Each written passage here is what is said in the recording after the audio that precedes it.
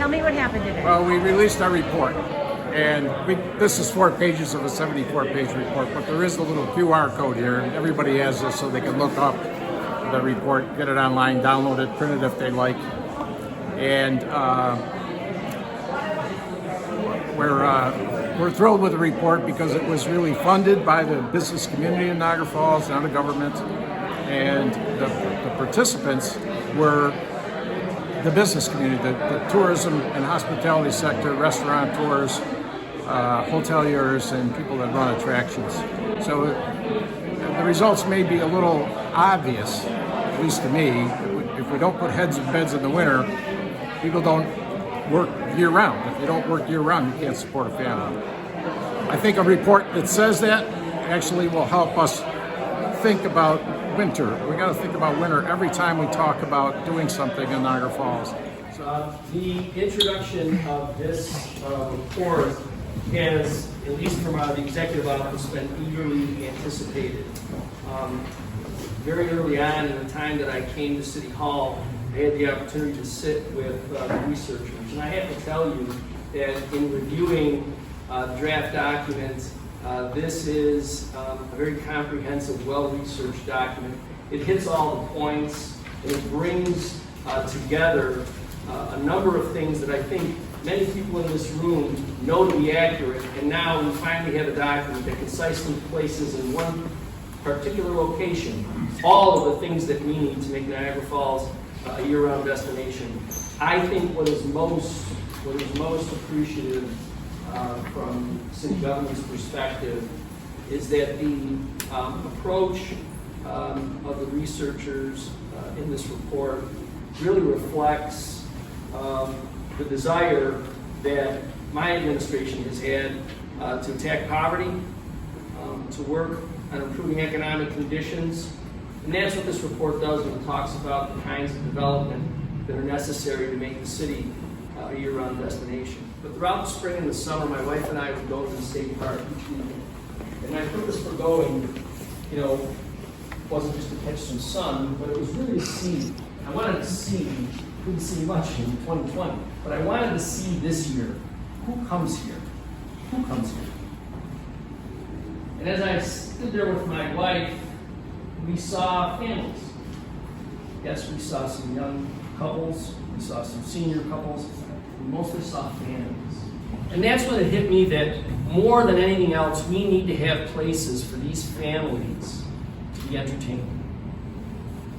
We have some beautiful attractions already in this city. Made in the Mist, Cave of the Winds, some of the other opportunities that are offered throughout the Aquarium. But we need more. We need more. This report focuses on the more. And so in this study, you're seeing the best of what the university can bring together and focusing on the city's needs and staying in close contact with city government. It's really a blueprint. It's a blueprint for what we should be doing, all of us, in the development area. If you haven't read the entire report, do yourself a favor, because for those of you that have been in this community, either as a business person or as a resident, it will speak to you. Because it's what you've been thinking, it's what all of us have been thinking, and it really, as I said earlier, it really is a blueprint for how we continue to move this city forward. I want to say thank you. So next steps are really continuing the discussion. There are a lot of active pieces already in place. I know we talked about larger long-term things, but there are a lot of active, smaller pieces already in place that we can start affecting change tomorrow, next week, next month. And really it's all about going back to our stakeholders, going back to our community members and saying, what can we do right now to keep pushing the needle forward and creating a better industry for everybody?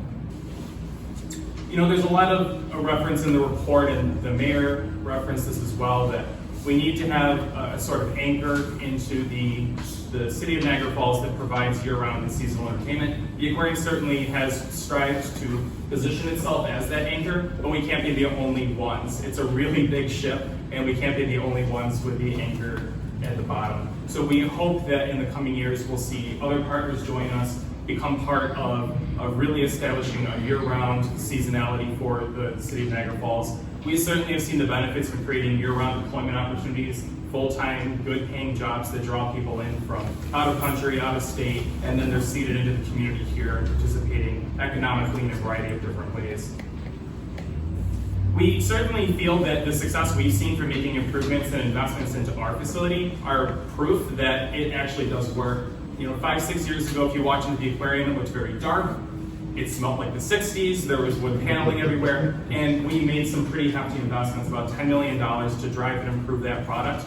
And what we saw from that investment was an improvement in visitation, but also an improvement in visitor satisfaction. So we were no longer hearing from folks that we came once and we will not be back. We're now hearing people talk about return visits. We're hearing about people wanting to come back and see future changes. So there's great opportunities, and I really do believe that the proof of making these sorts of investments into an attraction like the aquarium are a good indicator that a lot of success can come if we continue to make those types of strides.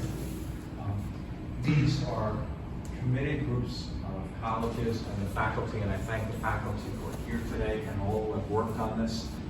Universities operate at their greatest strength when they break down silos, when they form critical interdependencies, and when they work together for the common good of our city and our state. We believe most desperately and passionately about this project. And at the end of the day, what tourism and business development need to do is work in partnership to drive economic, social, and educational development and enable the full flourishing of our city and the people who live within its boundaries. Thank you very much.